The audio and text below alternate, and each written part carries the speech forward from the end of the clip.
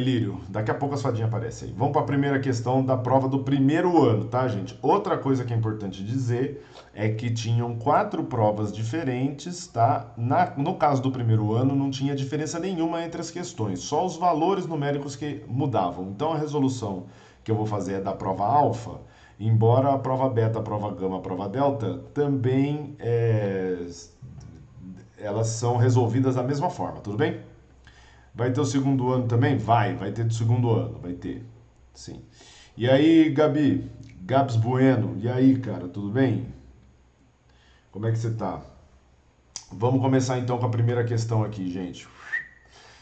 Uma família vai viajar para uma cidade que fica a 70 quilômetros de distância do seu lar. Eles saem às 8h45 da manhã e chegam ao seu destino 9h45. Podemos afirmar que a velocidade média desenvolvida da viagem foi de... Gente, se liga. Ele quer que a gente calcule a velocidade média, tá? Velocidade média, definição, certo? Delta S por delta T, ok? Podemos dizer que a velocidade é delta S por delta T. Muito bem. O que eu tenho que fazer aqui? Encontrar qual que é o delta S, encontrar qual que é o delta T. Veja, isso daí a gente faz só pela leitura, né? Note que os 70 quilômetros é a distância, é o espaço percorrido, é o quanto a posição varia. Então esse daqui é o delta S, certo? Posso dizer que o delta S é 70 quilômetros, tá? A letra vai sair meio feia, tá, gente? Porque eu tenho que me acostumar de novo a escrever assim. E o ΔT, o que que é? O ΔT é o intervalo de tempo que demora para essa viagem acontecer. Como que eu calculo? Tá? Esse 9h45 nada mais é do que o instante final. Tá? E o 8h45 é o instante inicial. O ΔT é a quantidade de tempo que passou, quanto tempo passou, entre esses dois instantes, entre 8h45 e 9h45 da manhã. É um negócio que está na cara, né? Uma hora. Vou usar essa canetinha um pouco mais espessa que acho que é melhor, né? E o André, né? Vida. E aí, André? Tudo bem, cara? Boa noite. Então, eu substituo 70 quilômetros dividido por uma hora. Gente, olha esse intervalo de tempo, uma hora. Tá ligado? Tipo, é uma hora. A única coisa que você deve ver, o valor da velocidade já tá aqui. Dá 70 quilômetros por hora, tá? A única coisa que mudava de uma prova para outra, certo? A única coisa que mudava de uma prova para outra é exatamente a distância percorrida pela família, tá? Então tinha prova que era, assim, que era 80 quilômetros, tinha prova que era 100, tinha prova que era 110, certo? E o tempo, o intervalo de tempo era o mesmo para todas as provas. Então, essa questão era uma questão dada, absolutamente dada, certo? Só para dar as boas-vindas para vocês. Vamos para a questão 2, tá? Depois eu posso mostrar o gabarito para vocês, tá bom? De cada uma das provas. Depois que eu terminar a resolução de cada prova, aí eu mostro o gabarito para vocês. Se vocês anotaram, vocês podem saber mais ou menos como vocês foram. Humilha mais, professor, taca na minha cara. Guilherme, essa questão você não vai encontrar em lugar nenhum para resolver uma questão desse tipo, em prova oficial nenhuma, porque é muito, muito, muito, muito simples, né? É, não é questão de humilhar, não, cara. É só para você entender, tá? A partir da onde que a gente começa a se preparar e tal, entendeu? Beleza? Eu lembrando que eu coloquei que era para ver e outra para avaliar também, né? Certo? Eu vou avaliar mais ou menos como que como que vocês estão, entendeu? E aí, Pedro, tudo bem? Chapei o globo, sorry. Né? Relaxa, mano, que isso daí acontece. Vamos lá. Questão 2. Um automóvel passa pelo marco quilométrico 218. O que é isso aqui? Marco quilométrico é uma posição na rodovia, né?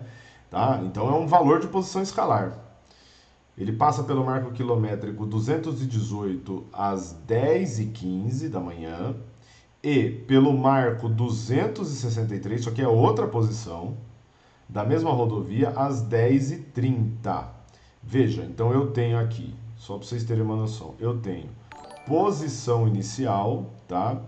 E aí, Gabriel Witt, muito obrigado pelo follow, meu querido. Muito obrigado, muito obrigado, muito obrigado. Eu vou deixar o follow alert aqui embaixo para ver se ele, na próxima ele passa onde eu estou querendo ali. Muito bem. Então, eu tenho a posição inicial, 218 quilômetros, tá? E eu vou escrever de vermelho para resolver, eu prefiro. Vamos ver como é que vai ficar. Eu prefiro. 218 quilômetros, tá? Essa é a posição inicial. E ele passa nesse marco quilométrico no instante 10 horas e 15 minutos, 10 e 15, tá? Eu vou escrever em formato de horário mesmo, só para anotar, tá? Porque se fosse escrever em horas, esse 15 minutos eu ia ter que passar para horas, né? Daqui a pouco a gente fala sobre isso. E aí, Renan, tudo bem? Boa noite. Como é que você tá, mano? Depois ele passa pelo marco quilométrico 263. O que que é isso? Essa é a posição final desse deslocamento dele, tá? Essa é a posição final. Em que instante ele passa? Às 10 horas e 30 minutos. Muito bem. Ótimo. Aí ele pede, determine a, olha isso que ele pede, ó, velocidade média do automóvel em unidades do sistema internacional. Isso aqui é muito importante. Se ele pediu em unidades do sistema internacional, quer dizer que ele quer que a gente calcule em metros por segundo. É só ver as alternativas, né? Tá tudo em metros por segundo. Ok? Tudo em metros por segundo, tá? Então a gente tem que calcular em metros por segundo. Por que que isso é uma coisa importante? Porque note que os dados todos estão em quilômetros, horas e minutos, né? Tá? Então eu vou ter que converter depois para calcular isso daí. Eu poderia converter tudo para metro, tudo para segundo, mas eu acho que é melhor a gente calcular a velocidade em quilômetros por hora para depois converter, lembrando que basta subdividir por 3,6. Com a posição final e inicial, a gente pode calcular o deslocamento. Deslocamento, variação da posição, toda variação na física a gente calcula como valor final menos inicial. É só pegar a posição final, 263, e tirar a posição inicial, 218, tá? Os valores eram diferentes para as provas diferentes, só lembrando, tá? Se eu fizer essa conta aí, 263 menos 218, tá? Nós vamos encontrar 45, certo? 45 quilômetros, que é o ΔS, então, o deslocamento. E o ΔT, como que faz para eu calcular? Certo? Como que faz para eu calcular? É do mesmo jeito. Veja que o instante final é 10 horas e 30 minutos e o instante inicial 10 horas e 15. Quanto tempo que passou aqui, né? Quanto tempo que passou das 10 e 15 para as 10 e meia? Passaram-se 15 minutos. Então, o intervalo de tempo é 15 minutos, certo? Só que se eu calcular com esses valores, a velocidade vai sair em quilômetros por minuto. Eu quero calcular a velocidade em quilômetros por hora para depois converter para metros por segundo, certo? Beleza, e como que a gente faz isso? Bom, é só lembrar que cada hora tem 60 minutos. Então, quando eu quero converter um tempo em horas para minutos, eu faço vezes 60, eu multiplico por 60. Quando eu quero transformar minutos para horas, eu divido por 60, entendeu? Porque se eu for inverter aqui, cada minuto é uma hora dividido por 60.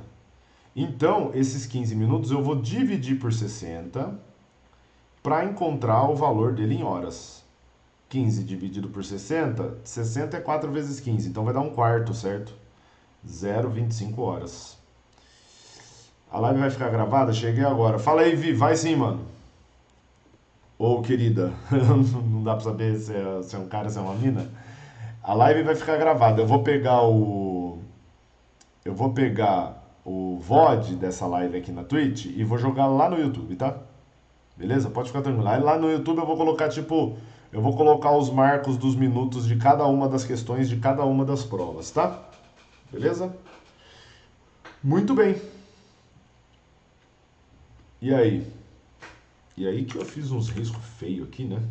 Temos o ΔS, temos o ΔT. Vamos calcular a velocidade. Velocidade é ΔS por ΔT. Veja que a questão 1 e a questão 2 são muito parecidas, né? Pode pau, obrigado, é nóis, mano. Aí é só pegar 45, dividir por 0,25. Eu vou ter a velocidade em quilômetros por hora. Dividir por 0,25 por 1/4 é a mesma coisa que multiplicar por 4, certo? Então vai dar 180 essa velocidade. 180 quilômetros por hora, tá? Novamente, ai meu Deus, não tem essa alternativa, professor. É mesmo, não tem essa alternativa porque a gente tem que calcular em metros por segundo. Então eu vou converter. 180 dividido por 3,6, certo? 180 é 3,6 é 1,8 vezes 2, né? Então vai ser 100 dividido por 2, isso aqui é 50. Eu vou conferir aqui, certo? Só para a gente não se perder. Beleza, 50 mesmo, tá? Então, nesse caso, a questão 2 aqui, da prova alfa, era a alternativa E. Eu esqueci de marcar a alternativa da questão 1, mas é a prova alfa, né? Depois eu vou passar o gabarito de todas as provas para vocês, tá? E é isso. Questão 4, questão 2 já era. Era isso que tinha que fazer. Beleza? Continuando, vamos para a questão 3. Leia a tirinha abaixo. Eu vou colocar a tirinha aqui, vou ler para vocês, porque realmente não está das melhores qualidades aí, essa imagem. Eu peguei direto da prova. Para a prova estava ótimo para impressão, mas para a live aqui vai ficar meio ruimzinho. Então eu vou ler para vocês. Então é uma tirinha da Turma da Mônica. Tem o Cascão aí, o Cascão tá curtindo aí, andando de skate, pá. E aí ele fala assim, lá vai o As do skate e tal, ele tá curtindo. Daí o Cebolinha falou, Cascão, você não sabe que é proibido andar de skate aqui no parque? Aí o Cascão, muito esperto, certo? Manjando muito da parte introdutória do estudo da cinemática. Ele fala, mas eu estou parado, quem tá andando é o skate. Hã? Lembra daquelas ideias que a gente trocou do busão, bem no começo do curso? Aquela aula introdutória que eu falo bastante do busão, para todas as turmas eu acabei passando isso daí. Lembra? Mesmo esquema, mesmo tipo de discussão, tá? De acordo com os conceitos atribuídos à cinemática escalar, olha só, letra A, o Cascão encontra-se em movimento em relação ao skate e também em relação ao Cebolinha. Então vamos lá. A pessoa que está em cima do skate e o skate está se movendo, primeira coisa que a gente tem que estabelecer é, elas estão ambas se movendo em relação ao chão. Tanto o skate quanto a pessoa que está em cima, certo? Agora, a pessoa que está em cima do skate, ela em relação ao skate não se move, certo? Então o Cascão em relação ao skate está parado, tá?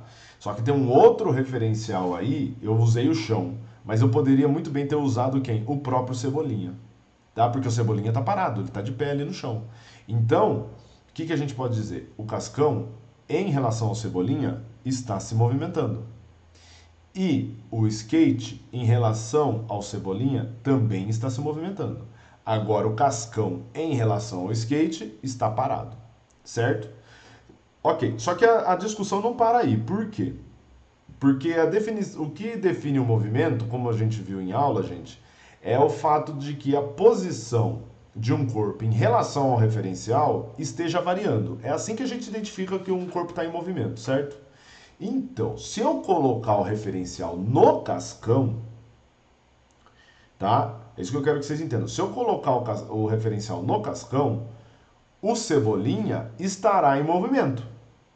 Porque a posição do Cebolinha em relação ao Cascão, enquanto ele passa, está mudando. Certo? Certo? Tudo bem? Então imagina que aqui é o Cebolinha, ó, C de Cebolinha. Aí o Cascão ele está passando de skate aqui. Certo? O Cascão tem hora que tá. Eu coloquei C de Cebolinha, só que o Cascão é. O Cascão vai ser a marquinha do Cascão, ó. certo? Então tem hora que o cascão tá aqui, a hora que o cascão tá aqui, tem uma hora que o cascão tá aqui, tem uma hora que o cascão tá aqui, certo? Então, esses são instantes de tempo diferentes. Vamos colocar como se fosse a cada segundo, ok? Então, o que dá pra gente dizer? A posição do Cebolinha, que é medida pela distância, certo? Que é medida pela distância entre o cascão e o Cebolinha, ó, tá vendo? Essa distância, cada hora é uma. Mudou, mudou, mudou, mudou. Então eu posso dizer que o Cebolinha, em relação ao cascão, está em movimento. O Cebolinha, em relação ao skate, está em movimento. Certo? Então tem que ter tudo isso daí em mente na hora de encontrar uma resposta. Vamos lá. Ele fala assim que o cascão encontra-se em movimento em relação ao skate. Mentira. Certo? Ele está parado. Letra B. Cascão encontra-se em repouso em relação ao skate. Isso aqui até agora está certo. Né? E também em relação ao Cebolinha. O Cascão não está em repouso em relação ao Cebolinha, né? O Cascão está em movimento. Então a letra B está errada. Letra C. Cebolinha encontra-se em movimento em relação ao skate. Olha lá. Cebolinha encontra-se em movimento em relação ao skate. É verdade, gente. Tá? E também em relação ao chão. Peraí. O Cebolinha está em movimento em relação ao chão? Não. O Cebolinha está parado ali. Ele está vendo o Cascão passar. Né? Então o Cebolinha de fato está em movimento em relação ao skate, mas não está em movimento em relação ao chão. Tá? Letra D. Cebolinha encontra-se em movimento em relação ao cascão e em repouso em relação ao chão. Cebolinha encontra-se em movimento em relação ao cascão, é verdade. E em repouso em relação ao chão, é verdade. Encontramos a correta aí. Essa era a correta. Ah, professor, mas como que estava nas outras provas? Todas as provas era essa a alternativa correta. A única coisa que mudava é que em alguma prova ela estava na letra A, em alguma outra prova ela estava na letra B. Se eu não me engano era isso. Porque teve uma hora lá também que eu peguei e fiquei... eu tava dando muito trabalho fazer as provas tudo diferente. Teve uma questão que eu acho que todas elas eram a mesma resposta, tá? Depois a gente dá uma olhada lá no gabarito. Tudo bem? Aí, letra E. Em relação ao referencial fixo fora da Terra, Cascão jamais poderá estar em movimento. Gente, pelo amor de Deus. Se você tem um referencial fixo fora da Terra, e esse referencial está fixo, tá? A Terra já está em movimento em relação a ele, né? Certo? Mesmo que a Terra estivesse fixo em relação a esse referencial fora da Terra, a Terra está girando e o cascão, o Cebolinha está na superfície da Terra, eles estão em movimento, acabou. Tá bom?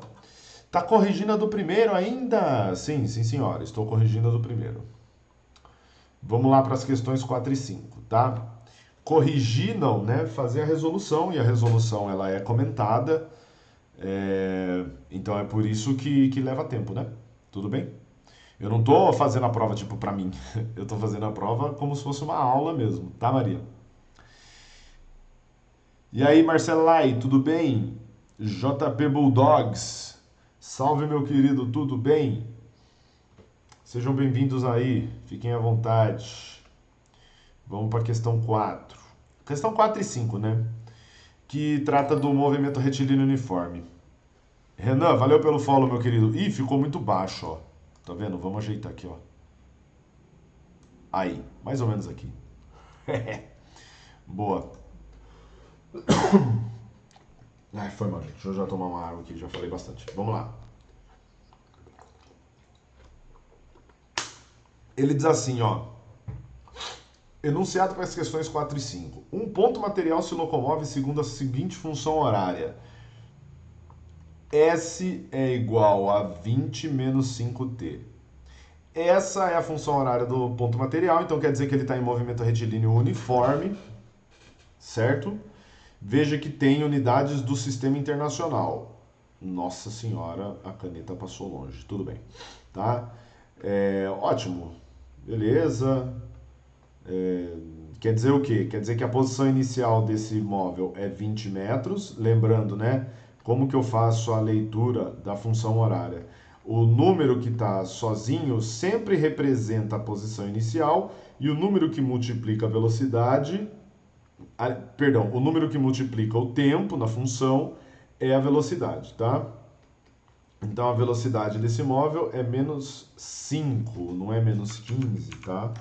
Menos 5 metros por segundo. Isso não tem diferença nenhuma na resolução do problema, você saber identificar isso. Eu só acho que é importante, por isso que eu estou refazendo de novo. Vixe, a chuva que tá dando. Tá chovendo aí, Maria? Aqui não, cara. Deixa eu ver. Aqui não estou escutando chuva não, eu tô com o fone para me concentrar melhor e para ouvir os alertas. Ainda não está chovendo aqui não. Nossa, não vejo a hora de chover. E aí, Gustavo? Tudo bem? Como é que você está, meu querido? Vamos lá. Olha o que ele pede na questão 4, gente. Determine a posição desse ponto material no instante t igual a 3 segundos. Se eu não me engano, a função horária era a mesma para todas as provas. O que mudava era esse instante aqui, tá? Beleza? T igual a 3 segundos. Como que eu resolvo isso, tá? Gente, ele está perguntando qual é a posição. A posição é S, né? Eu vou resolver a questão 4 aqui, certo? A posição é S, o símbolo da posição. E o instante que ele quer que eu calcule a posição é o 3 segundos. Então eu vou pegar a função horária, tá? Que é 20 menos 5t. E no lugar de t, eu vou substituir 3. Aí a continha vai ficar 20 menos 5 vezes 3. 5 vezes 3 é 15. 20 menos 15, 5 metros. Tá? 5 metros. Essa seria a resposta da questão 4 da prova alfa. Beleza? Chovendo muito? Putz, eu não vejo a hora que chova aqui também. Não vejo a hora. Aqui tá muito calor, cara. Até travou. Ah, é? Então, eu tô tendo queda de frame, gente. Eu não sei por quê. Eu venho fazendo live já faz quase um mês com essa internet nova. Eu não tinha dropado um frame. De repente eu decido fazer a live com a resolução dos exercícios e começa a dropar frame. Foi mal aí, tá, gente? É isso aí, Guilherme. Boa. Muito bem. Questão 5. Determine o instante. Olha isso, ó. Determine o instante, isso aqui é tempo, certo? Em que a posição desse ponto material é menos 40 metros. Qual é o instante? Ou seja, qual é o valor do tempo? Agora eu resolvi a 5 aqui. Qual é o valor do tempo quando a posição vale menos 40 metros? E aí, o que eu faço? Gente, é o mesmo ponto material, é o mesmo movimento que eu estou analisando. Então, eu vou pegar a mesma função horária, só que agora, veja o que está escrito aqui, ó, a posição é menos 40. Ah, não dá para ver por causa da minha câmera aqui, né? Peraí, pronto. Vamos conseguir um pouquinho mais de espaço aqui. Pronto. Foi mal aí, gente. Tá? A posição é menos 40. Então, no lugar do S, eu vou colocar menos 40. Vai ficar assim, ó. Menos 40 é igual a 20 menos 5t. Passo menos 20 para lá. Passo 20 para lá, vai menos. Né? Menos 40 menos 20 igual a menos 5t. Menos 40 menos 20 é menos 60, que é igual a menos 5t. Passo menos 5 dividindo. Menos 60 dividido por menos 5 dá 12 segundos. Tá? Se eu não me engano, era essa questão que era a letra A para todas as provas. Nem lembro mais quais questões eu marquei. Tranquilo, Maria. Na próxima aula eu vou entregar a prova para vocês, tá? Ela vai estar corrigida, com certeza, porque a gente tem que fechar a nota até semana que vem, né? Então vamos fechar as menções, aliás. Ok? Muito bem. Então em todas as provas era A.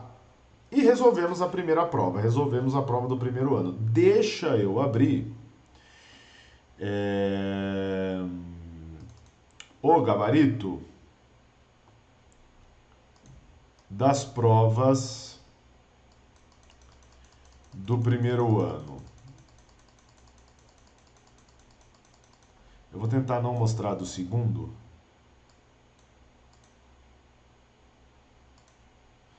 Eu fui meio Zé. Fui meio zelão, mano. De fazer isso aqui. Era mais fácil. Deixa eu ver. Mais fácil fazer isso aqui. Pá, beleza. Deixa eu ver se tá dando pra enxergar aí. Tá dando pra enxergar. Deixa eu dar mais um zoom aqui, vai.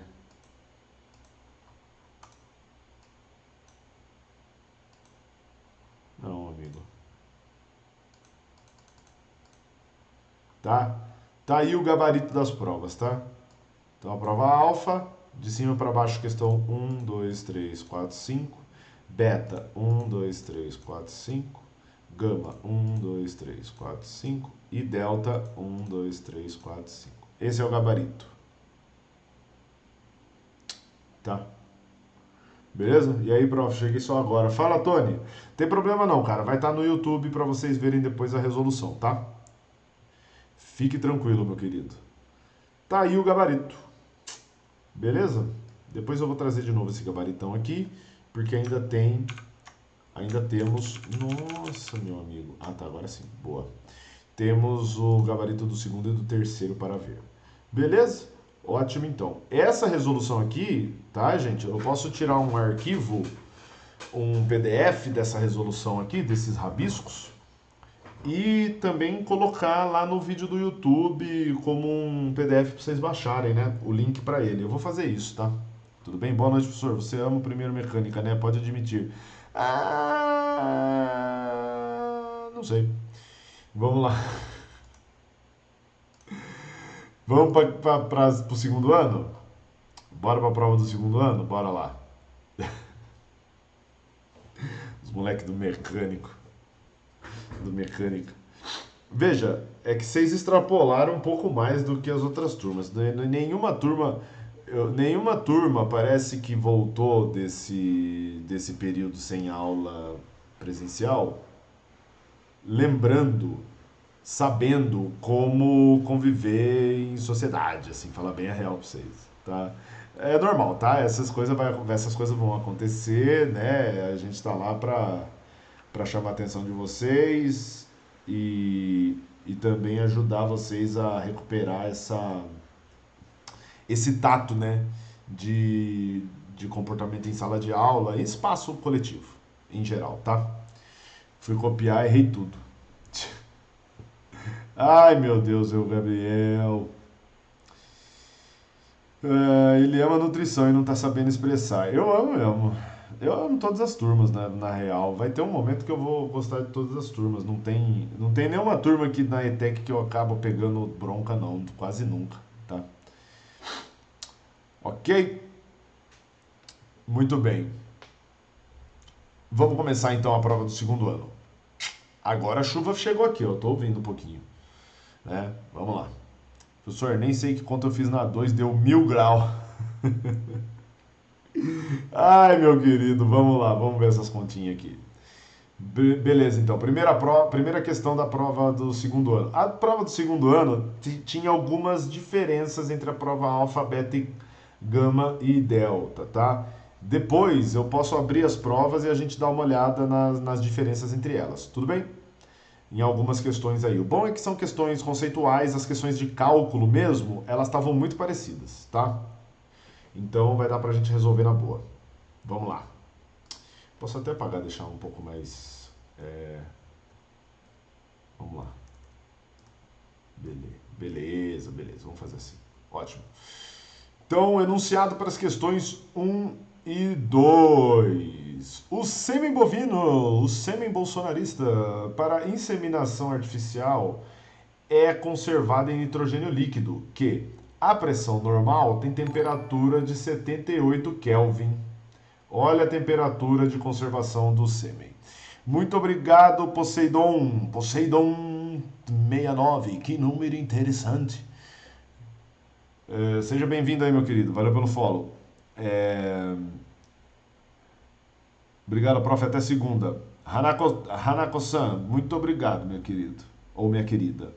Thomas, fiquei muito nervoso na prova. Pensei nas resoluções erradas. Ai, Lauroso. Ai, cara. Você vai pegar mais experiência em prova também, você vai ver. Muito bem. A temperatura, então, é 78 Kelvin, certo? Então, eu sei que a temperatura em Kelvin é 78. Aí, na primeira questão ele pede, determine essa temperatura na escala Celsius. Então, aqui era só converter, gente, só converter a temperatura que está na Kelvin para Celsius. Só para a gente lembrar, se eu não me engano, foi nesse formato que eu escrevi mais a relação entre as temperaturas na escala Kelvin e Celsius, tá? A temperatura na escala Kelvin é a temperatura da escala Celsius mais 273, certo? Para você encontrar a temperatura na Celsius, se você já tiver a da Kelvin, aí a continha é ao contrário, né? Você passa o 273 para lá, ele vai negativo, é menos. Então, como que eu faço? No lugar do TK aqui, eu vou substituir 78. Então, a conta era a temperatura em Kelvin menos 273, certo? Aí tinha que fazer essa continha aí, entende? Aí 1 empresta 1 ali pro 7, fica 17, 17 empresta mais 1, fica 16, 13, 8 para 13, 8, 9, 10, 11, 12, 13. Então aqui fica 5. Aí na outra ali fica 7 para 16. 7 para 16 é 9. E sobrou 1. Então fez a continha de menos. A temperatura na escala Celsius é menos 195. Tá? Eu fiquei bem surpreso que a galera errou bastante essa questão 1 e 2, viu? Que era só de conversão. Porque a gente fez tanto na sala, eu achei que a galera ia acabar acertando mais, falar bem a verdade para vocês. Mas tudo bem, vamos lá. A gente tá aqui para treinar mesmo. E aí, Troia? Tudo bem? Eu não coloquei o negativo, que tristeza. Vai ter um leve descontinho, Olivia. Mas não vai ser total não, tá? Livinha, você é do segundo Química, querida? Eu lembro do seu sobrenome, eu acho. É, Valerini. Poseidon 69. Oi, Enzo. A primeira interação no chat do professor Thomas é ele dando oi pro Enzo. Fechando o saco. Professor, eu não coloquei negativo. Acontece. Não dá nada. Muito bem. Olha a questão 2. Determine essa temperatura na escala Fahrenheit. Então, agora que a gente determinou essa temperatura na escala Celsius, para passar para Fahrenheit, a gente tem que usar a expressãozinha, certo? De conversão entre Celsius e Fahrenheit. TC sobre 5 igual a TF menos 32 dividido por 9. Ah, é a Cisquinha! Oi, Cisquinha. Manda um abraço pro Cisco depois. O Cisco tá me cobrando live de sábado pra ele aparecer, coitado. Eu vou tentar fazer. E aí, Christian?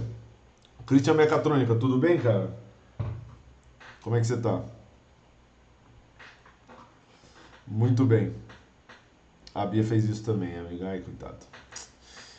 Tá, então vamos lá, gente. Aí o que eu tenho que fazer? Substituir o TC o menos 195 que eu acabei de encontrar aqui, no TC vai ficar menos 195 dividido por 5, que é igual a TF menos 32 sobre 9. Lembrando que essa equação, né, gente, tem várias formas de você escrever, tá? Tem várias formas de você escrever. Eu estou escrevendo nessa que é a que eu prefiro, eu acho que é a mais didática, mas você pode usar no formato que você quiser, tá? E aí, como que faria a conta? Eu começaria dividindo menos 195 por 5 ali, porque para pensar, deixa eu ver, 150 com 45, certo? 195? 150 por 5 é 30 e 45 por 5 é 9. Tá? Então dá menos 39 isso aqui. Menos 39 é igual TF menos 32 sobre 9. Aí a gente passa o 9 multiplicando lá, certo? Bora passar o 9 multiplicando. Vai ficar 9 vezes 39 é 9 vezes 30 mais 9, 270 com 81. 270 com 81 dá 351. Aí fica menos 351, porque lá é negativo, né? Ó, o 9 passou multiplicando lá. Igual a TF menos 32. Aí o menos 32, eu vou passar ele lá para o outro lado. Só que troca o sinal, né, gente? A gente tem que trocar o sinal. Vai ficar menos 351 mais 32, que é igual a TF. Aí a continha que a gente tem que fazer é essa, tá? Menos 351 mais 32, beleza? Vamos fazer ali na unha ali, ó, o 5 empresta 1 para o 4, fica 11, 2 para 11 é 9. Aí o 1, o 3 para 4 é 1, menos 3. Menos 319 Fahrenheit.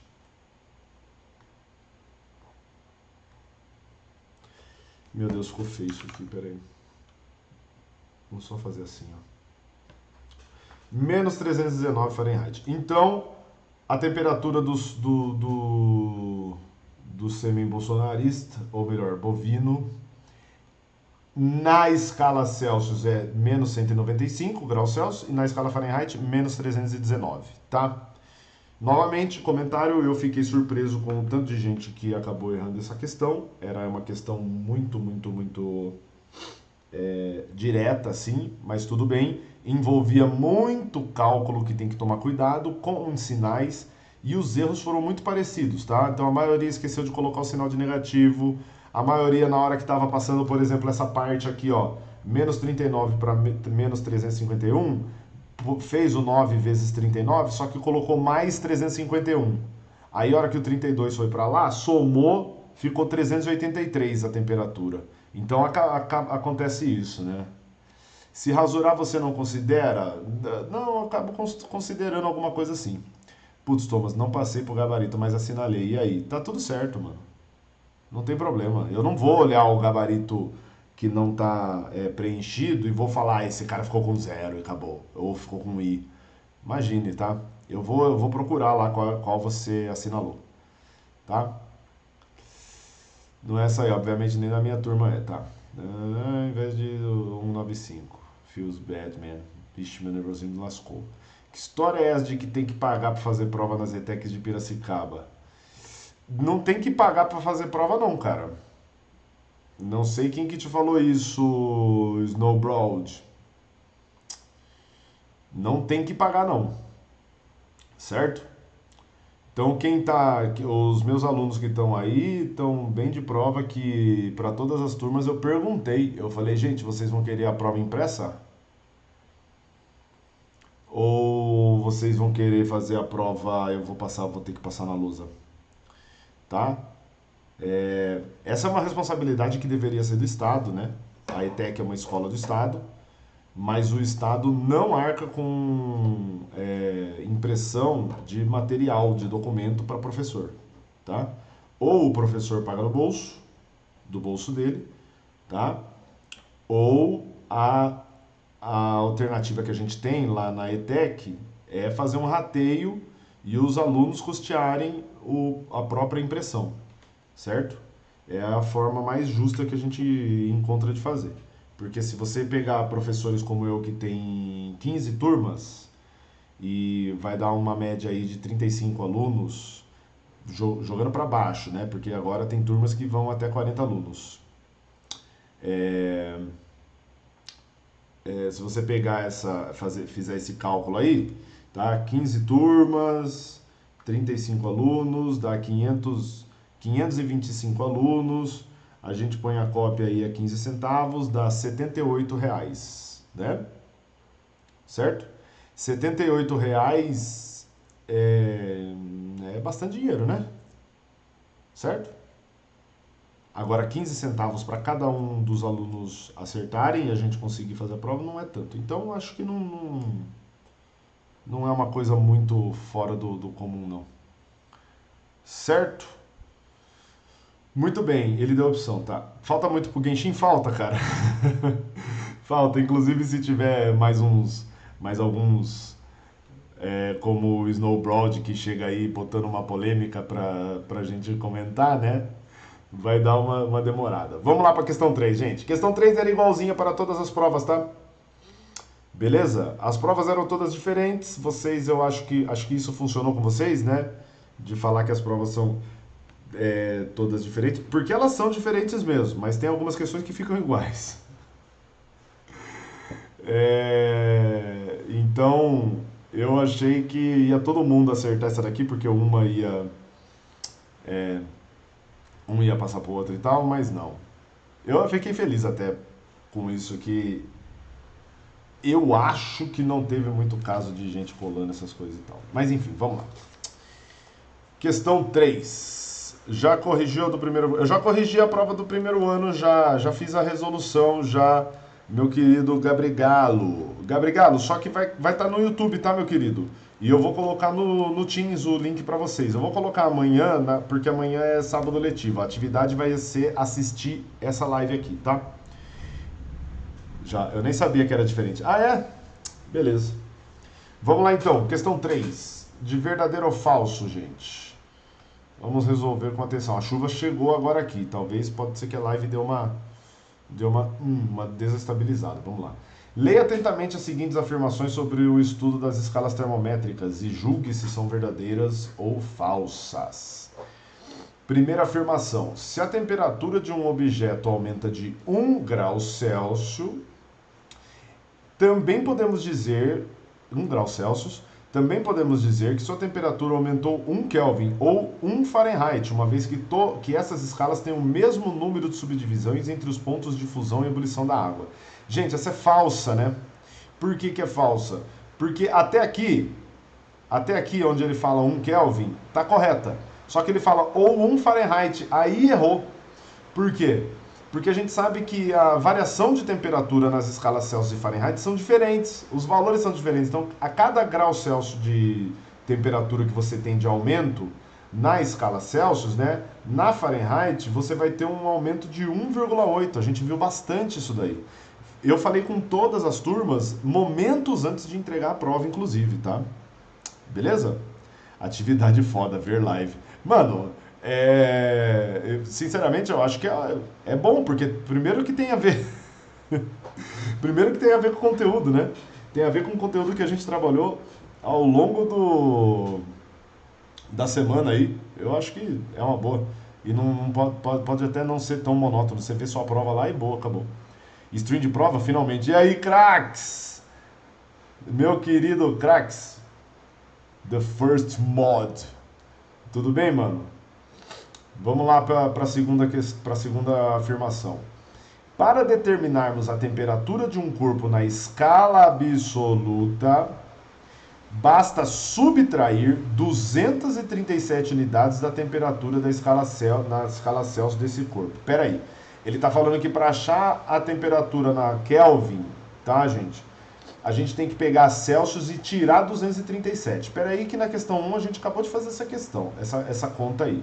Então, para encontrar a Kelvin, eu tenho que pegar a Celsius. Ele falou que é subtrair 237. Não. Eu tenho que somar 273. Olha que loucura essa questão. Ele falou subtrair e ainda colocou um número mudando aqui, né? A ordem do 7 com o 3. Eita pegadinha, hein, gente? Muita gente caiu nessa, hein? Tomar muito cuidado, galera. Pegadinha assim, né? É questão de ter atenção. Essa aqui é falsa também.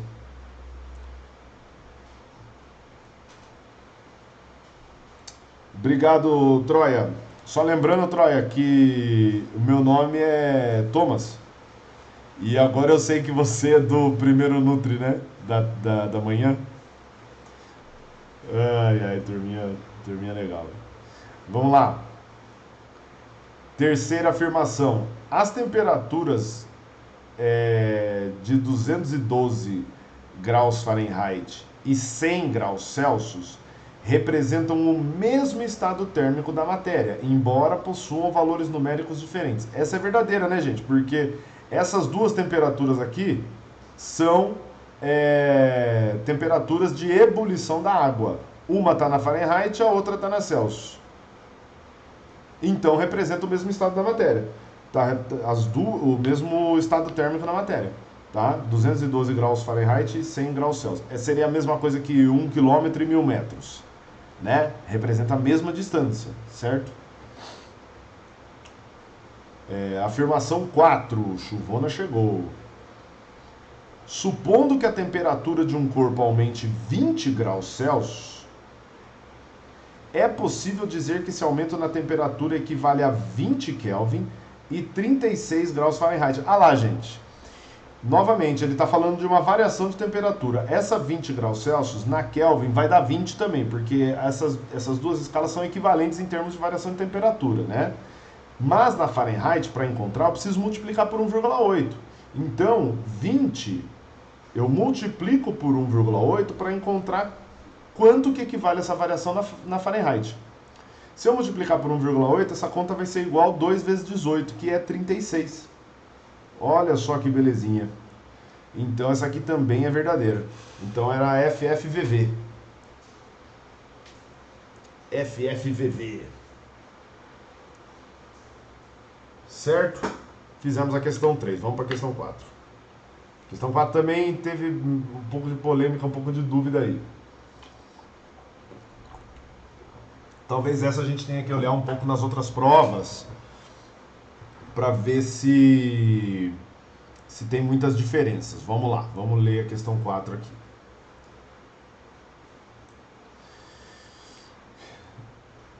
Se errou a última? Putz, vamos que vamos.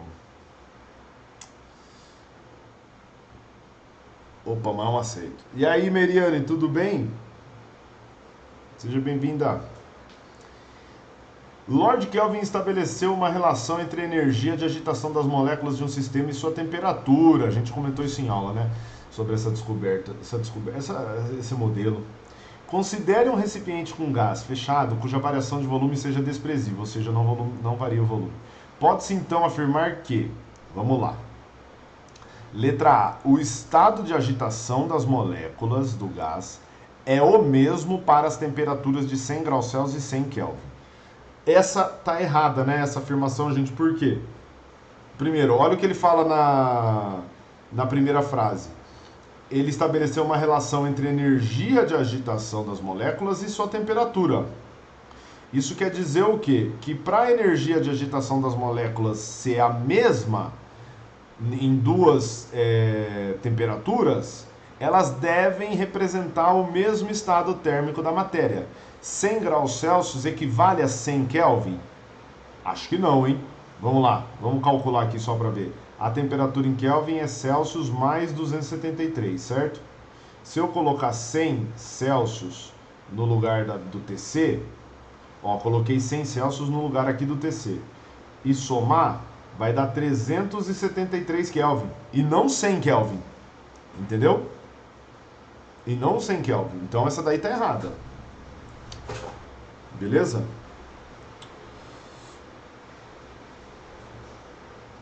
Eu errei só a questão agora. Vambora. Errei tudo. Vambora. Vambora. Aqui a resolução, vocês vão falando aí. Eu sei que vocês acabam interpretando esse vambora como foda-se, mas não é não, tá, gente? É tipo assim, vamos segue pra frente. Errou. Vocês estão presentes aqui, estão vendo em primeira mão a correção, então já é o primeiro passo para vocês aprenderem mais. Isso é muito importante, tá? Letra B. Quando a temperatura das moléculas for o zero absoluto, a agitação delas deverá cessar. Exatamente isso que acontece, né, gente? Tá? Lembra que a gente falou do zero absoluto como aquela situação ideal na qual as moléculas estariam todas completamente em repouso? Pois é. Eu tô vendo o nível do microfone que aumentou ali, cara, por causa da chuva. Acho que eu vou fechar a porta. Vai ficar um calor, já tá um calor, mas acho que eu vou fechar a porta para ver se diminui um pouco o barulho da chuva. Só um minutinho.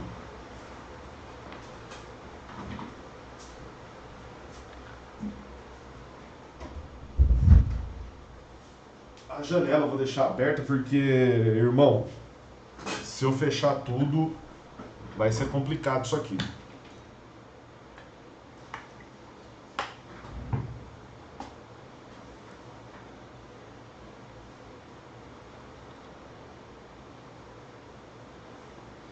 Vamos lá. Letra C. Quando a temperatura das moléculas for 32 graus Fahrenheit, não haverá agitação térmica das moléculas do gás. Esse daqui é mais um bait, né, meu? Por quê? Porque 32 Fahrenheit, a primeira associação que você faz é que equivale a 0 Celsius.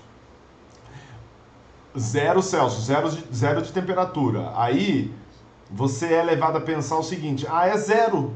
É zero, então não tem agitação térmica. Toma cuidado, é zero na escala Celsius.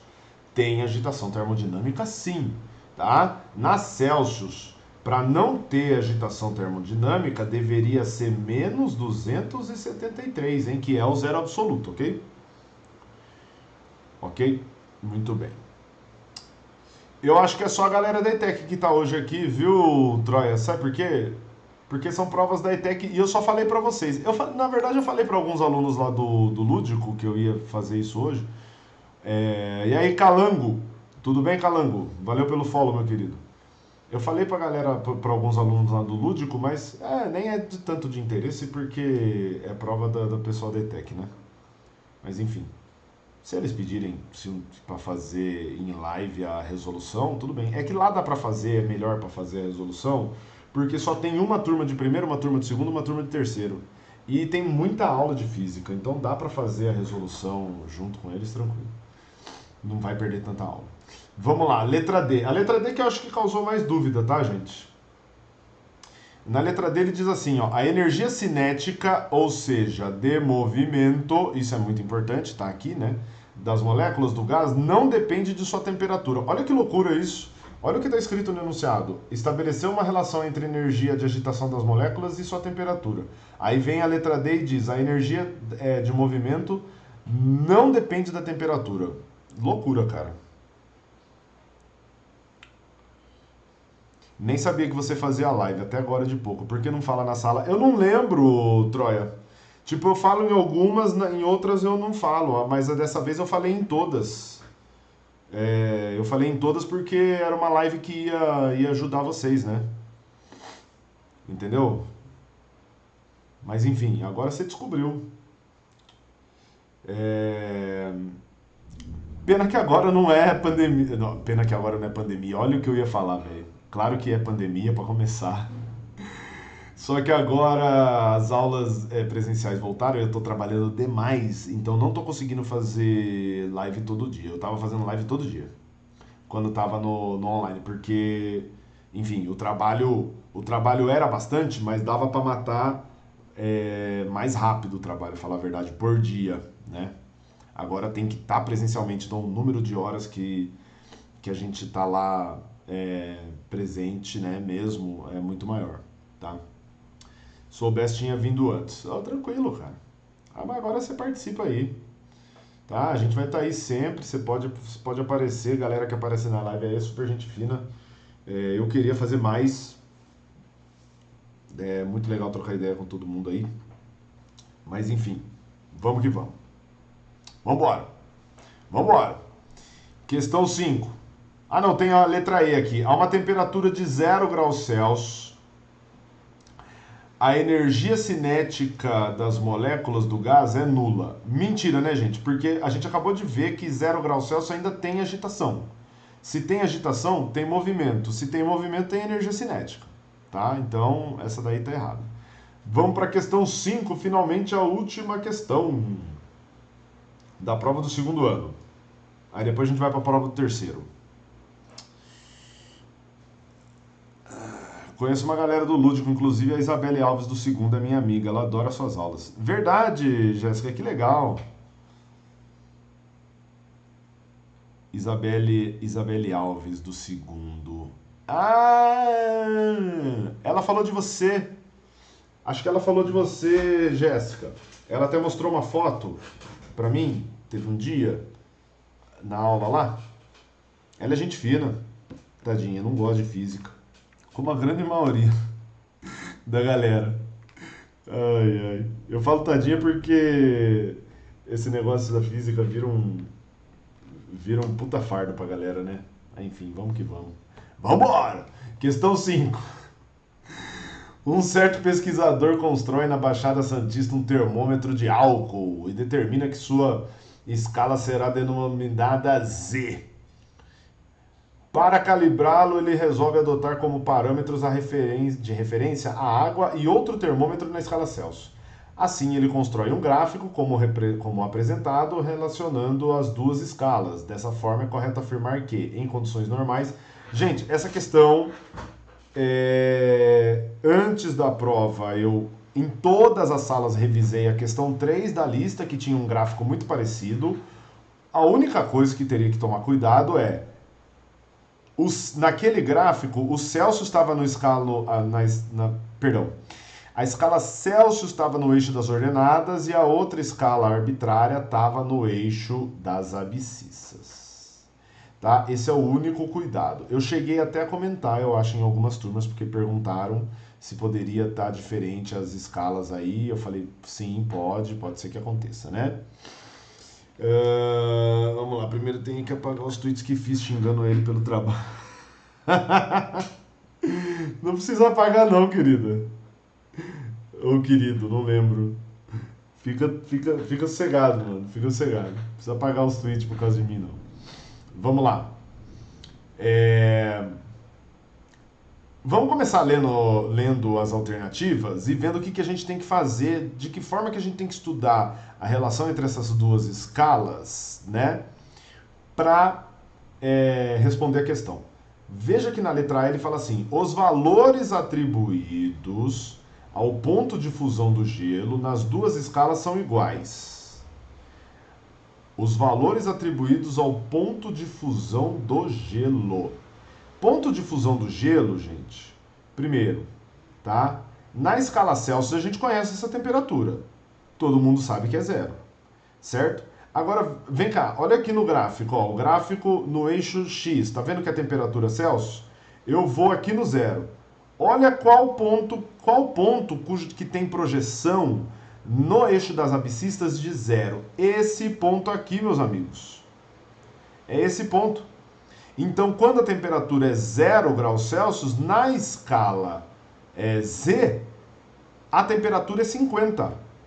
Tá? Então, os valores atribuídos à fusão do gelo não são iguais, não. Tá? Para ser iguais, os dois deveriam ser zero. Esse gráfico deveria estar passando na origem, para que o ponto de gelo, né, o ponto de fusão do gelo, fosse o mesmo nas duas, você entende? O gráfico deveria estar passando na origem, tá?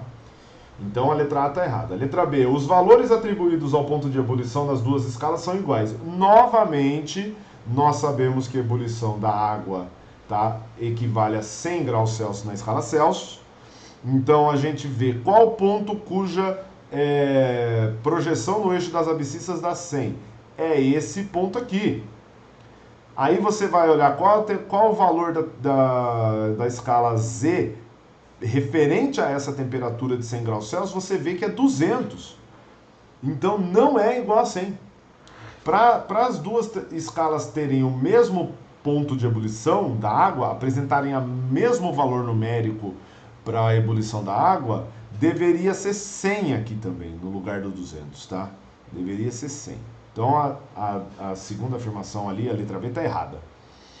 Letra C, o valor de 65 graus Z equivale a 10 graus Celsius, o valor de 120... Veja que nas três alternativas restantes, na C, na D e na E, ele faz uma relação de temperaturas arbitrárias entre as escalas. E se a gente não tiver como comparar, vai ficar difícil.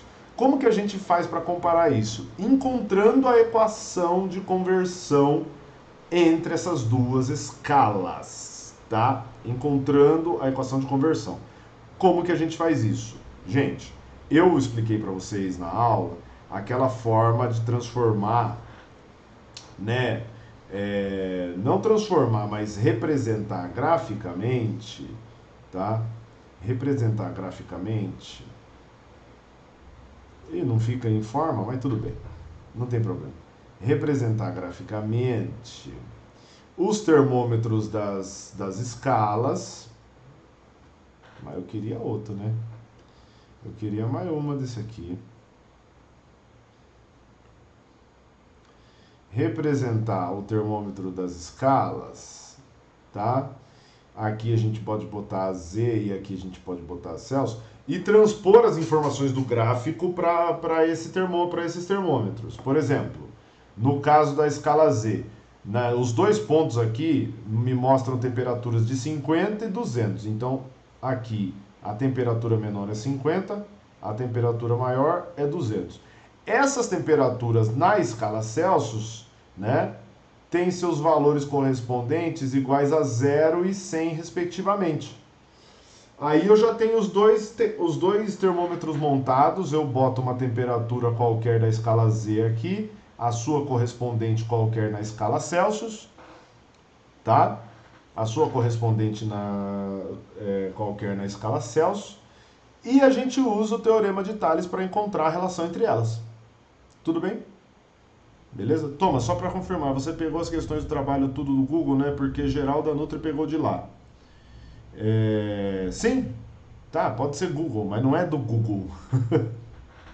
Ô, Troy, essas questões são de vestibular. Por isso que vocês encontraram na internet, tá? Beleza? Encontraram no Brainly e afins. Ok? A resolução, tá? Vamos lá. Mas de boa, tranquilo, não tem problema não. Boa noite, eu gosto muito de quem fala teorema de Thales e não cruz credo. Ai, Dencos. Vamos lá. Muito bem, só que dá pra gente encontrar essa equação estudando a função, né? Tá? Eu vou escrever mais ou menos assim, tá? Beleza? Fazendo a continha ali, ó. O coeficiente angular dá quanto? Fica ali 150 dividido por 100, dá 1,5, né? E o coeficiente linear é 50, então a temperatura em Z vai ser 1,5 Tc mais 50, tá? A equação é mais ou menos essa, tá? Quando eu falo mais ou menos, é porque se você usar o teorema de Thales aqui nessa configuração, pode ser, agora ele pegou, né, a forma, eu não quero tinta em forma agora. Nessa configuração, pode ser que você escreva ela num outro formato, numa outra configuração, mas tudo bem. Muito bem. Vamos lá. O que eu vou fazer? Coloca 10 graus Celsius aqui, ó, no TC. Coloca 10 graus Celsius aqui. Por que 10 graus Celsius? Por causa dessa alternativa. A gente está testando a alternativa C, vamos ver. 1,5 vezes 10 mais 50. 1,5 vezes 10 dá 15, mais 50, 65. Então quer dizer que a temperatura de 10 graus Celsius de fato equivale a 65 Z. Então a alternativa correta é a C. Era 4, era B e C? Era isso mesmo? Deixa eu dar uma olhada rapidão aqui. Era B e C mesmo, era isso, tá? Beleza? Aí a única coisa que mudava de uma questão para outra aí nessas provas, de fato, era qual dessas alternativas que era a correta. Eu mudava os valores para deixar uma errada e outra correta, tá? Isso é conteúdo de qual ano? Do segundo. Isso. Beleza, galera? Então terminamos a prova do segundo ano. Mais uma vez eu vou pegar... deixa eu escrever aqui assim, ó. Puxar essa setinha só para entender que a gente chega na equação. Depois eu coloquei 10 aqui, ó. Pronto. Beleza. Ok? Vamos ver o gabarito da prova do segundo ano, gente? Vamos ver o gabarito da prova do segundo ano, então. Vamos lá. Deixa eu trazer aqui. Eu vou jogar na planilhinha mesmo, tá? Vai ficar essa coisa feia aqui mesmo, tá? Olha aí, ó. Então, como eu disse, nas provas do segundo ano, essas 3 questões eram exatamente as mesmas, nas 4 provas, tá? Então, o resultado era menos 195 Celsius para a primeira questão, tá? Menos 319 graus Fahrenheit para a segunda questão. Na terceira questão também era tudo igual para todas, FFVV, tá? E aí mudava, né, para a prova alfa, beta, gama e delta, as alternativas das questões 4 e 5. Tudo bem? Então, gente, aqui a gente tem, ó, prova alfa, prova beta, prova gama, prova delta. Basta você pausar na hora que eu falei de cada uma delas aí. Se você anotou as suas respostas, você pode ver quantas questões você acertou. Tudo bem?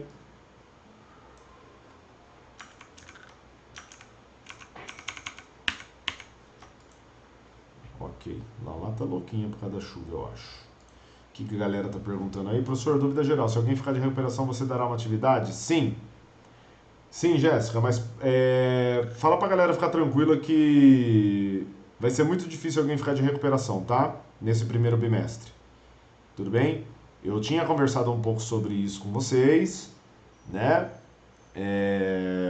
E eu já fechei a maioria das menções e de fato é isso que está acontecendo. Tá muito difícil de ficar de recuperação, tá bom? Deixa eu, deixa eu passar a matemática para vocês novatos. I igual MB a menos um. Ai, craques. A atividade que vocês entregaram vale sim, tá, Meriane? Anota o MB pra mim aí, Thomas, tô confiando. Da hora, Meriane. Parabéns, cara. Legal, legal, legal. Ganhei MB. Você me libera uns 30 minutos mais cedo aí? Caramba, meu. Toda hora esse povo pedindo pra sair mais cedo, de tudo quanto é lugar. Valeu pela resolução, Thomas. Até daqui 2 semaninhas. Lauroso, valeu pela sua presença, cara. Valeu pela sua presença, viu? Tamo junto. E de fato, né? Pessoal que tem aula de quinta e de sexta, 2 semanas, cara, porque vai ter feriado e conselho semana que vem, e depois a outra semana é aquele nosso descanso, né? Legal. Valeu, gente. Agora vamos para a prova do terceiro. Se vocês quiserem ver como é que é a prova do terceiro ano, a primeira prova como é que foi, a gente vai fazer aqui também, tá? Vamos fazer a prova do terceiro ano também. Valeu, Jéssica. Obrigado pela presença, querida. Segunda-feira tamo lá. Forte abraço para vocês, viu? Se cuidem aí. Aproveitem o final de semana. Nada de estudar no final de semana, tá? Nada de estudar no final de semana, como eu sempre falo. Beleza? Só se você quiser. Se você tiver com vontade, beleza. Tá bom? Pula pro Genshin e dá MB pra geral do terceiro. Eu vou fazer a resolução. Vai ser rapidinho, vai ser rapidinho.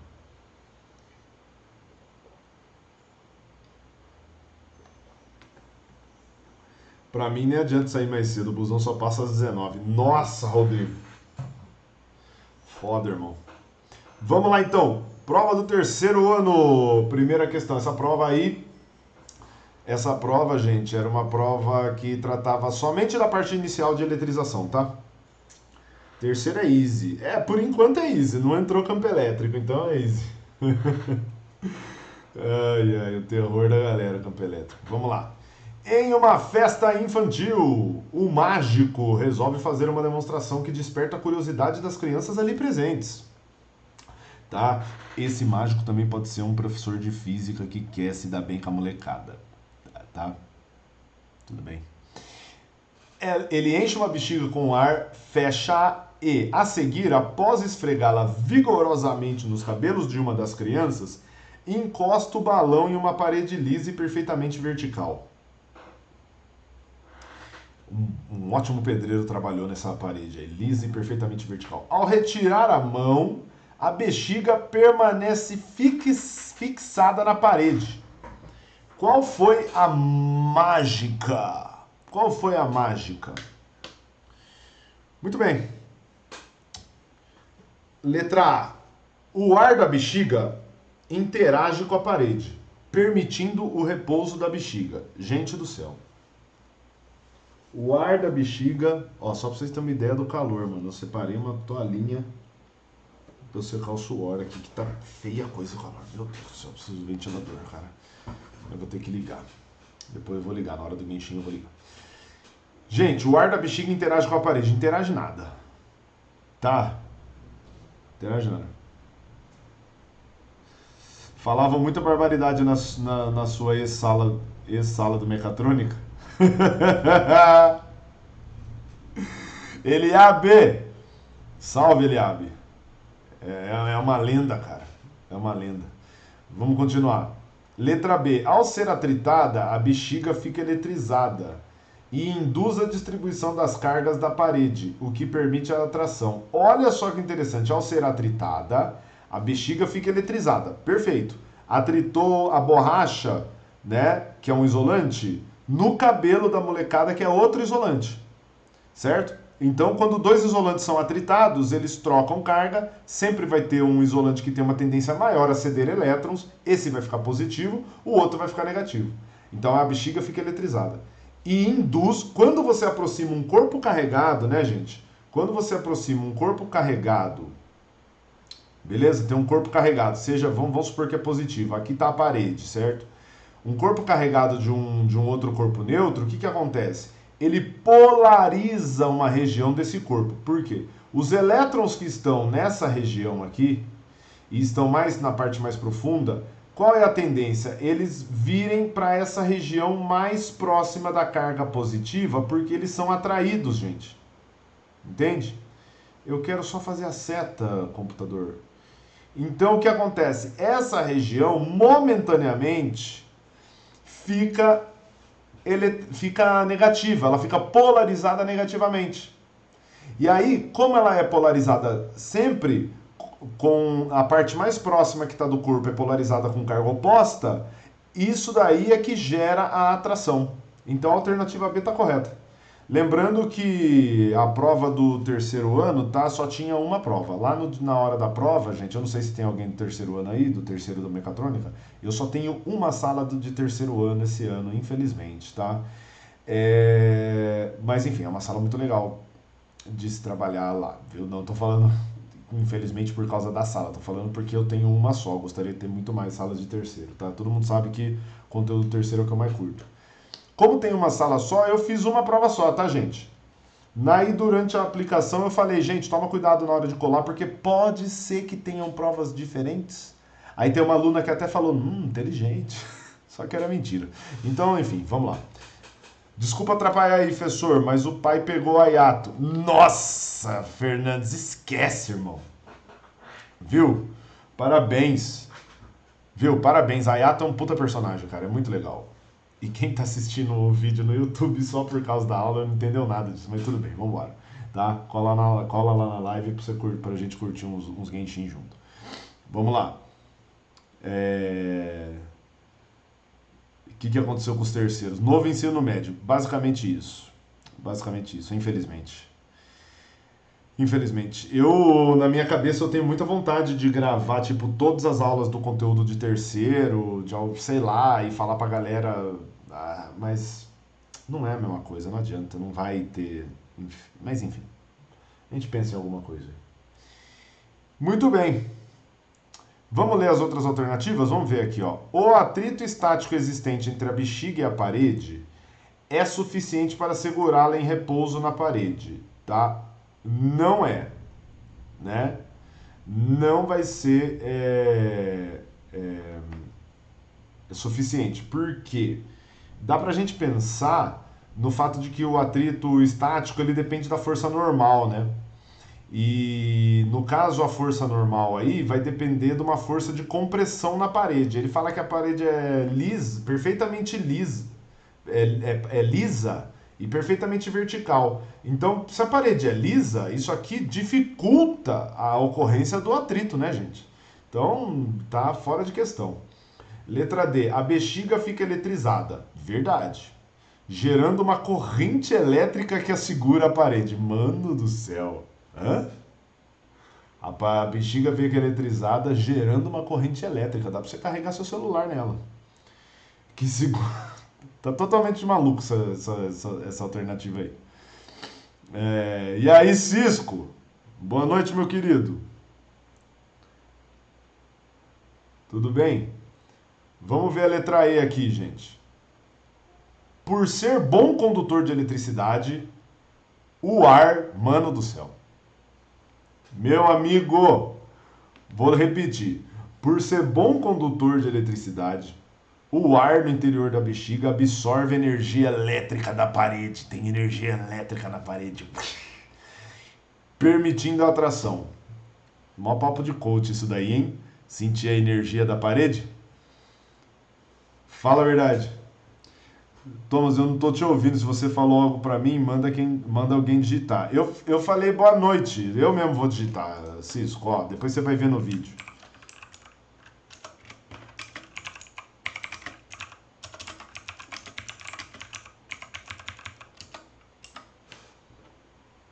É isso que eu disse, Cisco. E mandou sem tomar banho. Não mandei, não. Vamos lá. Mas enfim, vai tomar banho, é sempre bom mesmo. Primeira questão, então, letra B, galera do terceiro aí. Letra B, vamos embora. Segunda questão. Mais uma questão conceitual. A lei da conservação da carga elétrica pode ser enunciada como se segue. Letra A. A soma algébrica dos valores das cargas positivas e negativas em um sistema isolado é constante. Blau, já era. Gente, lei da conservação da carga. Inclusive, essa é uma lei que a gente define algebricamente assim, né? Soma das cargas do sistema antes e depois é a mesma. Meu Deus do céu, o negócio tá feio aqui. Falar que a soma das cargas antes e depois é a mesma coisa que falar que a soma das cargas é constante, certo? Beleza? É a mesma coisa. Saudades live de 24 horas. A gente não chegou a 24 horas, né, Cisco? A gente chegou em 12. Lembra aquele dia da raid? Aquele dia da raid foi da hora. Letra B. Um objeto eletrizado positivamente ganha elétrons ao ser aterrado. Veja, o que está escrito na alternativa é correto, mas não é assim que a gente enuncia a lei da conservação da carga elétrica. Tá? Letra C. A carga elétrica de um corpo eletrizado é igual ao número inteiro multiplicado pela carga do elétron. Isso daqui é verdade. Né? Q igual NE. Certo? Experimento de Millikan. Mas não tem a ver com a conservação das cargas, não. Letra D. O número de átomos existentes no universo é constante. Tá? Isso está mais relacionado com... Estaria muito mais relacionado com algo associado à conservação de massa do que de carga, né, gente? Letra E. As cargas elétricas do próton e do elétron são em módulo iguais. Sim, são em módulo iguais, mas isso não está relacionado com a conservação da carga, né? Tudo bem? Conservação da carga está relacionado com soma de carga, não de próton e elétron. Tudo bem? Muito, muito bem. Continuamos, tá? Questão 3. Vamos lá. Primeira questão aí que temos cálculos, certo? Questão 3. Deseja-se eletrizar um objeto metálico, inicialmente neutro, pelos processos de eletrização conhecidos e obter uma carga negativa de 3,2 microcoulombs. Sabendo-se que a carga elementar vale essa carga que o corpo quer, né? E é negativa. Então eu vou colocar um menuzinho aqui só para a gente lembrar. Sabendo-se que a carga elementar vale 1,6 vezes 10 a menos 19, para se conseguir a eletrização desejada, será preciso retirar tantos prótons, retirar tantos elétrons. Bom, primeira coisa, né? Se um corpo vai ficar negativo, ele só fica negativo porque ele recebe elétrons. Não tem como retirar prótons. Isso é uma loucura, tá? É impossível retirar prótons. Estamos falando aí de corpo sólido, tá? Condutores sólidos que vão ficar eletrizados, tá? Beleza? Para se conseguir será preciso. Então agora a gente tem que calcular o número de elétrons que vai ser adicionado nesse corpo. Tá? Vai ser acrescentado nesse corpo aí. Como que a gente calcula? Utilizando a equação da quantização da carga. Eu sei que a carga em módulo é 3,2 microcoulombs. Cada microcoulomb é 10 a menos 6. Tá? Eu quero saber o número sabendo que a carga elementar é 1,6 vezes 10 a menos 19, né?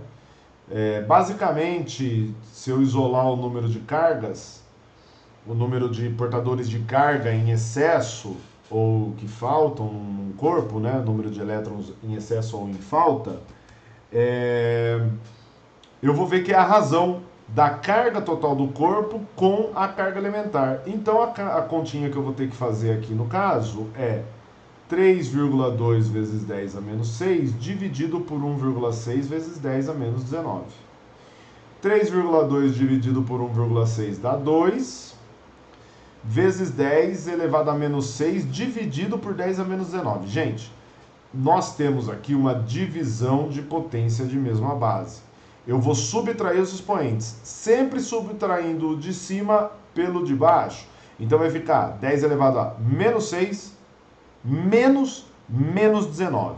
Menos 6 mais 19, né? Menos 6 mais 19 vai ficar 10 elevado a 13.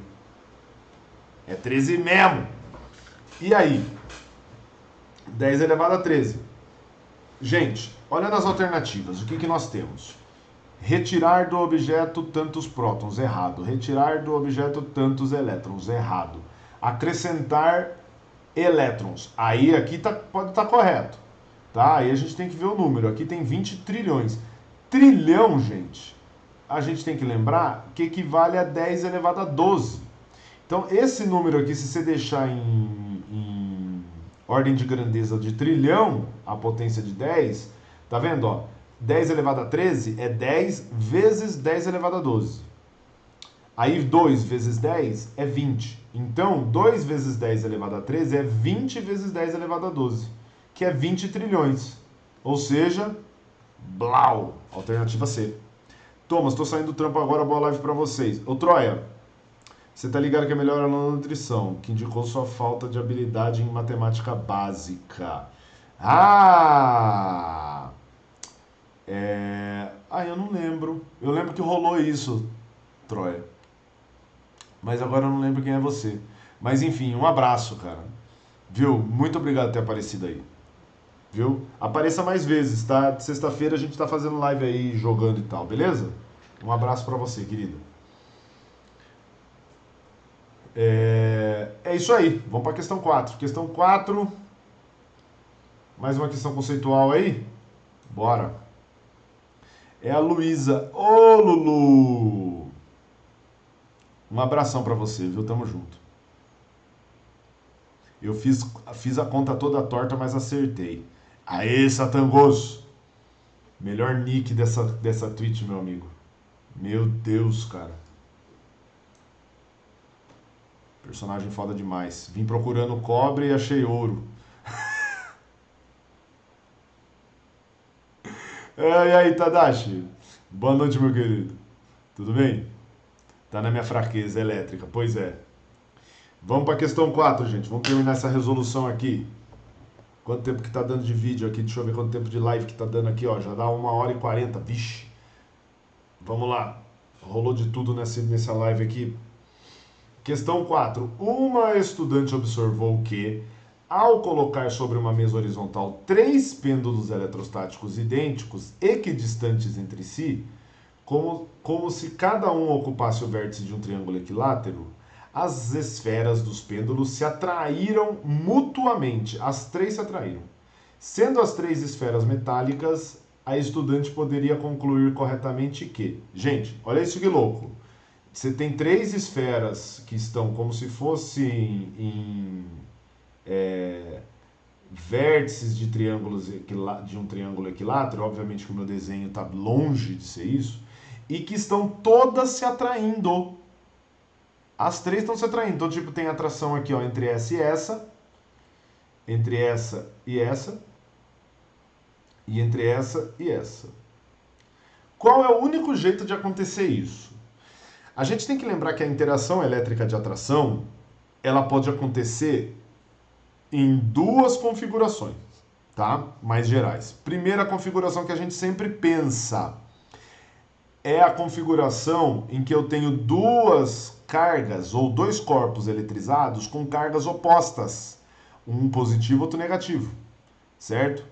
Mas por que que eu não posso simplesmente falar, ah, então é só colocar cargas opostas nesses corpos? Por exemplo, esse daqui é negativo, esse aqui é positivo, e o terceiro? Como que você vai colocar uma carga que é oposta tanto a positiva quanto a negativa? Não tem, né? Só tem negativo e positivo. Você entendeu? E aí? Aí a gente tem que lembrar o seguinte, gente, que todo corpo neutro é atraído por um corpo eletrizado, seja ele positivo ou negativo. Aí por que que é atraído? Vamos, a gente volta lá na primeira questão. Lembra da bexiga atritada? A bexiga atritada que próximo da parede polariza ela e uma região dela da parede fica com carga oposta da bexiga, por isso tem atração? É isso. Se a carga da bexiga fosse negativa, ela iria repelir os elétrons que estão próximos aqui dessa superfície. Essa região da superfície da parede que está próxima dela ia ficar momentaneamente positiva, polarizada, não carregada, polarizada. E aí você teria a atração. Entende? Então um corpo neutro é sempre atraído por um outro corpo que está carregado. Então o único jeito de ter três esferinhas que estão todas se atraindo mutuamente é uma carregada negativamente, outra positivamente e a outra neutra. Ok? Vamos lá, vamos ler. As três esferas estavam eletrizadas com cargas de mesmo sinal. Mentira, porque se todas estivessem com cargas de mesmo sinal, a interação que a gente ia observar era de repulsão. Letra B. Duas esferas estavam eletrizadas com cargas de mesmo sinal. Mentira. Repulsão isso daí. Letra C. Duas esferas estavam eletrizadas com cargas de mesmo sinal. Mentira. Repulsão que causa isso daí. Que isso daí causa, na verdade, né? Letra D. Duas esferas estavam eletrizadas com cargas de sinais opostos e uma neutra. Chablau. Exatamente isso. Tá?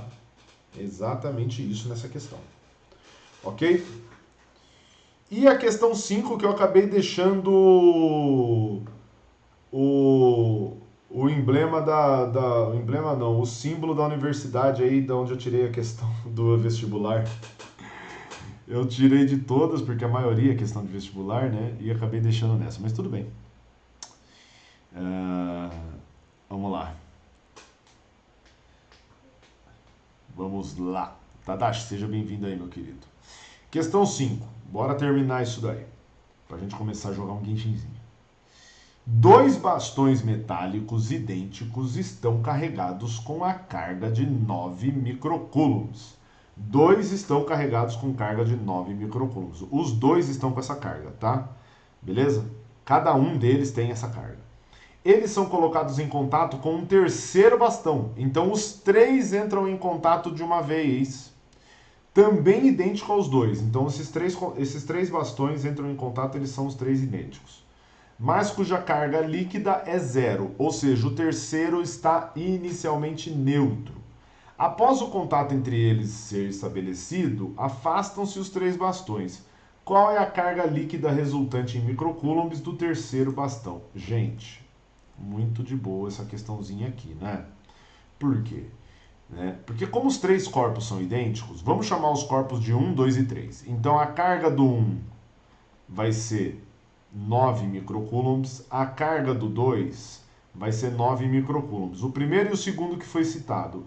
O terceiro corpo ele está neutro, então a carga inicial dele é zero. Quando os três são postos em contato, como os três são idênticos, eles vão entrar em equilíbrio eletrostático, tá? De forma que a carga total do sistema, que é a soma dessas três cargas, né? A carga do sistema, vai ser dividida igualmente entre esses corpos. Beleza? A carga vai ser igualmente dividida entre eles, porque eles são idênticos. Então, os três no final vão ficar com a mesma carga. Tá? Agora, primeiro eu chamei de 1, agora eu estou chamando de A. Tá louco, viu? Então, a carga final de cada um deles, tá, gente? Será a mesma. E vai ser igual à carga do sistema, que é a soma das três cargas iniciais, dividido por 3. Então lembra que se todos os corpos forem idênticos, não importa o número de corpos que vai entrar em contato. A carga final vai ser a mesma para todos eles. E basta você pegar a carga total do sistema e dividir pelo número de corpos que está em contato. Tá bom? Muito bem. Vamos lá.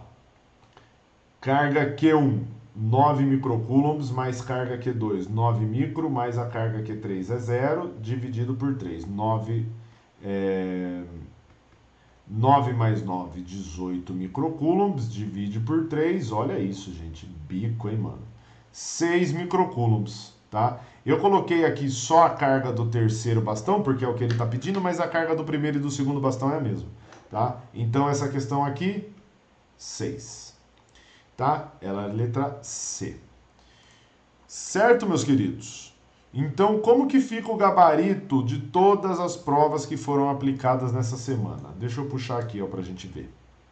Tá? Olha aí, ó. Temos aqui as provas do primeiro ano, as provas do segundo ano e a prova do terceiro. BACDC. Certo? Você pode pausar aí a hora que você quiser para olhar o gabarito, tá? Pode salvar. E é isso. É isso, gente. Muito obrigado por terem acompanhado aí. Agora a gente vai jogar um Genshin.